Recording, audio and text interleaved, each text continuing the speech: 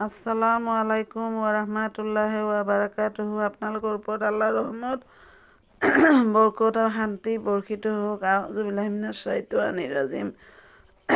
বিসমিল্লাহিৰ ৰহমানিৰ ৰহিম। খেদা খোৱা শয়তানৰ ফুচলনিৰ পৰা আল্লাহ তুমি আমাক ৰক্ষা কৰা। পৰম কৰুণা পৰম দয়ালু আল্লাহ তাআলাৰ নামত আৰম্ভ কৰোঁ। আজি সূৰা আল ফাতহৰ অৰ্থ বিজয় সূৰাটোৰ ২৭ নম্বৰ আৰু ২৮ নম্বৰ আয়াত পঢ়ি শুনাব খুজিছোঁ। আশা কৰোঁ আপোনালোকে শুনি অশেষ সওৱাব অৰ্জন কৰিব পাৰিব। আল্লাহে তেওঁৰ ৰচুলক সত্য সপোন দেখুৱাইছিল, যিটো সপোন বাস্তৱত ফলিয়ালে।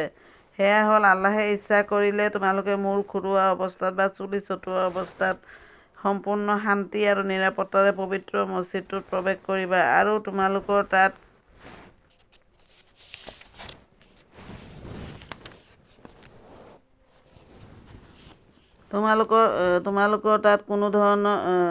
কোনো কাৰণ নাথাকিব। যি কথা তোমালোকৰ জনা নাছিল সেয়া তেওঁৰ জনা আছিল। সেয়ে সেই সপোন ফলিওৱাৰ পূৰ্বে তেওঁ তোমালোকক এই আসন্ন বিজয় দান কৰিছে।